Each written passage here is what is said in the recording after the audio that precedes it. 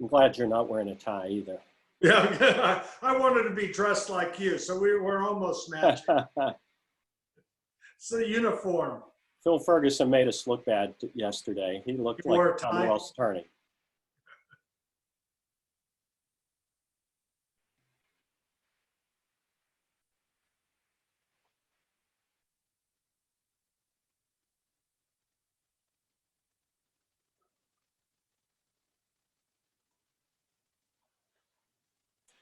Well, I want to welcome everybody to the third day of our Parole Spotlight series on Facebook Live and on Zoom.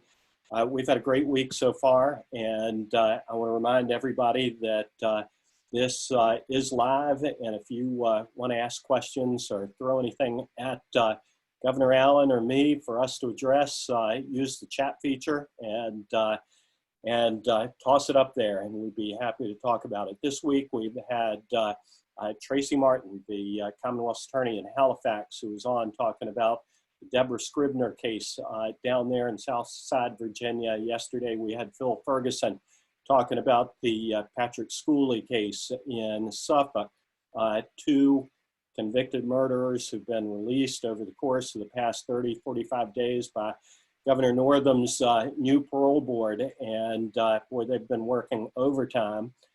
Today, I'm delighted to have really the architect of our truth in sentencing system here in the Commonwealth of Virginia, the Parole Abolition Initiative that was presented and passed by a bipartisan coalition of the General Assembly back in, 1994. Welcome, Governor Allen.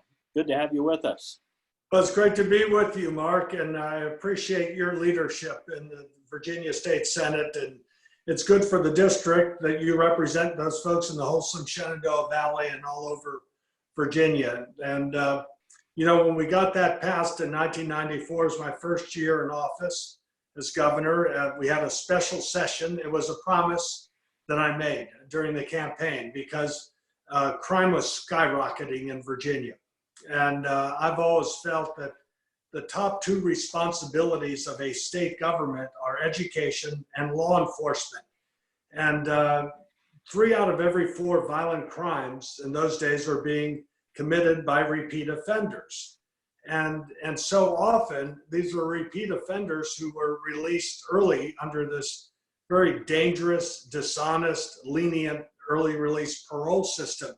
A prime example, Mark, of it all. I remember, and I was like the thundering about this, but it was the testimony of people who were victims, who lost their child, lost a loved one, or in particular 2 women very bravely would get up side by side, and the first one would recount how she was raped, or in enough detail. It was bad. Everyone's listening. This is awful. And so you hear, and this person got sentenced to 10 years or 11 years, 15 years, whatever it was.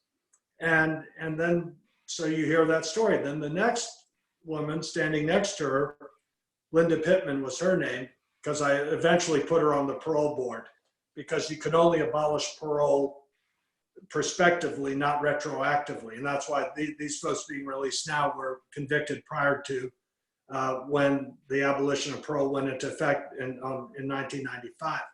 At any rate, the second woman would speak, and she's talking about how she came home one day and there was somebody in their house and how this person raped her.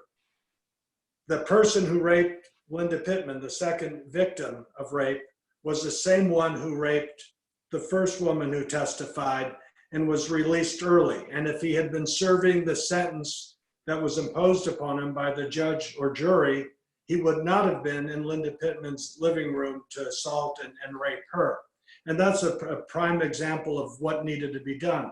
You and I believe strongly in integrity in government. There's nothing more important. And how can you have a system where you read in the newspaper, watch on TV, on the internet, wherever, that somebody's gotten a 15-year sentence and they're being released after serving 2 or 3 years, just again to commit another crime? So that's why we called it truth in sentencing. So when you hear somebody is getting a 10-year sentence, they're going to serve a 10-year sentence. They can get good time by getting a GED or working, and they might get it down to 8.5 years, but not a 10-year sentence that lasts 2 years and then they're released again and they're lurking in a parking garage to again rape or assault someone else. It's worked very well. You've heard me say many times, what gets measured gets better. Well, the way you measure criminal justice reform is what's your violent crime rate? What's the repeat offender rate? And we're the best. Well, let's, before we talk about that, I just want to say, both of us are attorneys. I've got an active practice, and one of the most valuable experiences I ever had in my professional life actually came before I was a licensed attorney, actually before I went to law school. I grew up in Richmond. I've been here in Shenandoah Valley for 35 years, but I grew up in the city in Richmond, and when I graduated from college, the summer after I graduated, I got a call for jury duty. And I served on a jury in a malicious wounding case in the city of Richmond in about 1985, 84 or 85. And I can tell you that what you were saying is 100% true. On that jury, we had to first decide whether the defendant was guilty or not. And then second, we had to decide what sentence to recommend. And the 12 of us sat there and looked at each other and looked at those numbers, and we had no idea whatsoever about how much of that sentence this person was going to serve. And it really, in my opinion, led to random sentences being handed down because juries had no idea what they were going to mean. How much time were criminal defendants actually serving on their sentence when you were proposing parole abolition? Do you have any recollection of that? Yeah, on average, it was about a quarter of their sentence. And some were even less. Some were a fifth. Some of them might have served a third of their sentence, but really very few were serving even half of their sentence. And one of the other reforms we made was called bifurcated jury trials, so that if a jury is sentencing, they know if this guy's a first offender or he's a career criminal. Judges, when you have judge sentencing, judges do get that pre-sentence report, and they know whether or not this guy who's wearing a nice Carolina blue sweater and he's clean shaven, looks like a nice young man, this guy might have committed six crimes. And the other thing that was so awful with the old lenient, dishonest, dangerous parole system is every year the victim's family, mothers of a daughter who's been killed or a family member or themselves, had to go before the parole board every year or every other year to say, please don't let this guy out, I fear for my life, or he ought to serve the time that the judge or jury imposed on him. And so the bifurcated jury trials, I think, helped. And I think this, what we cared about, we're not listening to these criminal apologists who always have all sorts of excuses why he did it. It was the trauma of potty training, or he was bottle fed, or whatever the excuses these criminal apologists come up with. There's an objective difference between right and wrong. And society says if you commit certain crimes and you're convicted, you're going to be punished. You're going to be taken out of circulation to protect law-abiding families. And it's to me, it is such an important aspect of making Virginia a safer place in our communities, our neighborhoods. And juries now know what, if they sentence someone to 20 years, they're going to be in there for maybe not all 20 years, but they're going to be in there 18 years as opposed to 3 or 4 years. And that's also good for the families, the victims of it as well. And the results are Virginia has the lowest repeat offender rate. Instead of 3 out of 4 crimes being committed by repeat offenders, I don't know what it is now, but we're number one, best in the country with the lowest recidivist or repeat offender rate. And I think we have about the 3rd or 4th lowest violent crime rate in the country. I think only Maine and Vermont are lower, and they're hardly comparable to a big state like Virginia. And before I make this point, I do want to remind people First of all, thank you for joining us. And if you do have questions, feel free to send them via the chat feature, and we'll try and get to them. But another byproduct of the reforms that you brought in 1994 is that an increased percentage of our prison beds are occupied by violent felons, not by nonviolent felons, which some people said was going to be, would say is counterintuitive. But it has reduced the percentage of people in prison for nonviolent felonies. I want to go back to. By the way, you're making a really important point, Mark, and that's classification of prisoners. And when you were a juror there in Richmond, the sentences in Virginia, you could get 5 to 20 or 20 to life in their broad, really broad range. And part of this was the sentencing commission. What matters is time served. And so for those who are committing nonviolent felonies, the time served under our reforms was the same as previously. For violent crimes, though, they were serving twice or 3 times as much for rape and murder and those sort of crimes. And then repeat offenders were serving even longer sentences. But with those big parameters, there's sentencing disparity. And there was sentencing disparity by race and by region as well. And with this reform, people, regardless of whether they're in Southwest Virginia or Tidewater or Northern Virginia, they're generally getting the same time sentence for the same crime. So it's reduced the racial disparities. Judges, when they're sentencing, can deviate from those sentencing guidelines, but for the most part, last I saw, about 85% are sticking with them. And if they deviate for some mitigating reason or some aggravating reason, it's about 50-50. Some say, no, they ought to get more. Some say, well, there's some mitigating factor that he can get a little less than those sentencing guidelines. Well, in the time that we've got left, I do want to talk to you a little bit and get you to talk a little bit about what's been going on over the course of the past couple of months. I know that the parole board still does have discretion with respect to pre-1994 convictions, but I think right before we went on, I shared with you the fact that last year, in 2019, in March, there were somewhere in the neighborhood of 7 or 8 felons who were released by the parole board. This March, it was well over 90 who were released, a 1,200% increase in the number of paroles of felons, many of whom are multiple murderers, people who've been convicted of capital murder, first-degree murder, and other just horrendous offenses, some on geriatric parole. I know you've been following this, and I really would like people to hear a little bit about your thoughts about what's been going on over the course of the past month. Well, the criminal apologists have taken over and reigning in government now, and obviously with these appointees to the parole board. When I was governor, obviously there were people who are still eligible for parole. I put a majority women out of those 5 members. I put 2 who were victims of crime. The majority were African American, and the parole grant rate, which had been going at, it was like 50% before then, and it dropped to single digits because these folks knew the reality of criminal behavior and the propensity of violent criminals to continue being criminals.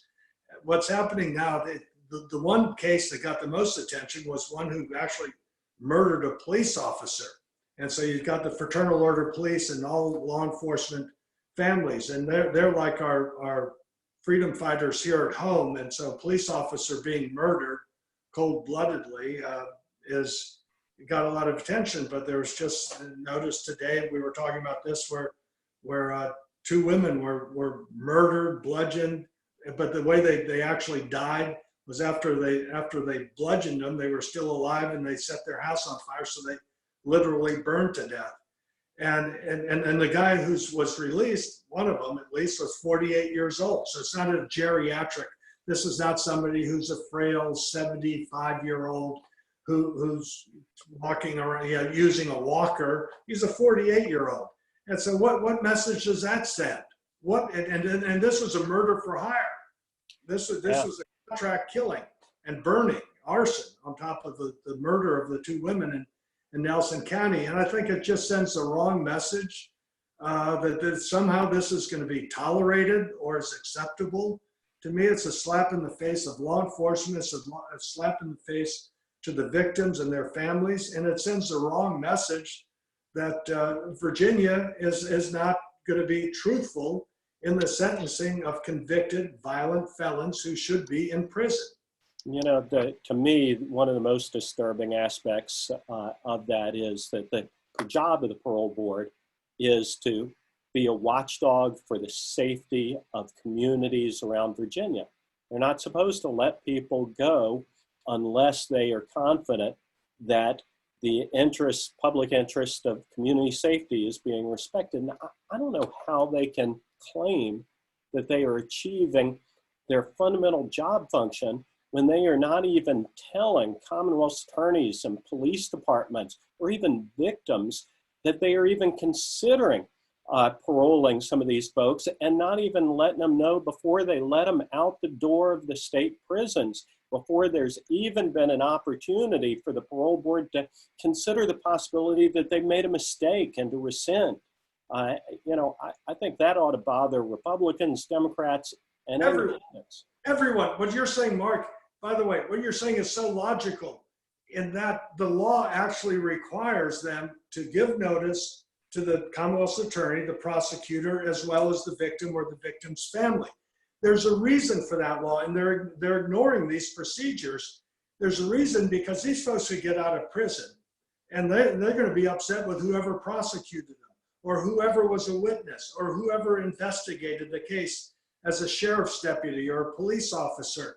And there's a practical reason why that is necessary, and for them to ignore it is, to me, highly irresponsible and very dangerous to the people of Virginia and our law enforcement community and victims and their families. Well, I can only hope that we can put back together the kind of bipartisan coalition that you put together back in 1994 to achieve the passage of that landmark legislation. I thank you for your role in that. I thank you for joining us today. It's great to see you. I look forward to seeing you again in person sometime in the not too distant future, I hope. I hope so too. Yeah, you're in Virginia Beach, right? So has the governor consented to the opening of the beach at Virginia Beach yet? Yeah, he did somewhat. I think it was somewhat of an embarrassment. They had the storm coming through, and the Weather Channel was down in Heel Devil Hills or Nag's Head. And they said, well, who have you been talking to? And this fella in North Carolina on their beaches said, well, I've been talking to a lot of people from Virginia who are down because their beaches are closed. So they're supposedly opening the beaches this weekend, but you can't have amplified music or beer on the beach or alcohol. But let me be positive. I think the governors of Texas and Tennessee and Georgia and Florida and South Carolina and Oklahoma, Iowa, Nebraska, and Colorado are showing the way. And we need to uncage Americans and come up with safe ways that we protect lives as well as livelihoods, and focus on the most vulnerable people, which are generally those who are elderly and in nursing homes, and let the rest of us go free and get our economy moving again, and letting people who want to work get to work. Well, Governor Allen, thank you again for joining us today. I want to remind people that tomorrow is the final installment in this series. Very interesting session tomorrow. We have Stacey Garrett, who, Governor Allen, I doubt you've even heard of Stacey Garrett. Or if you have, not for a long time. Stacey Garrett was the frontline prosecutor in the city of Richmond who prosecuted the case involving Vincent Martin, who was charged with and convicted of capital murder for the murder of Richmond City Police Officer Michael Connors. I think it's really important for people to hear what Stacey Garrett has to say, particularly in light of the charges that were made by the former chair of the parole board, the chair at the time of the release of Mr. Martin, who said that she believed that there was, and I quote, certainly a dark cloud of injustice in the case of Vincent Martin and police officer Michael Connors. And I think that it's going to be very interesting to have Stacey Garrett on tomorrow and to hear his response to the allegations of then parole board chair and now actually Virginia Beach juvenile court judge, Adrienne Bennett, and her characterization of that prosecution. So I hope you'll join us at 5 o'clock tomorrow to hear about the prosecution, the parole and release in that Richmond City case. So Governor Allen, thank you again for joining us today. Thank you, Mark. Let me thank you. You're showing great leadership. I love your innovation and doing these sort of Zoom meetings to inform your constituents and all Virginians. And I really salute and commend you and give my regards to your Suzanne, and wishing you and all the Shenandoah Valley a happy opening up. And we're all grateful coming into Memorial Day for those who have given their lives for the freedoms we enjoy. Well, thanks again. Best to Susan and the rest of your family, and look forward to seeing you soon. Adios. Thanks again. Goodbye.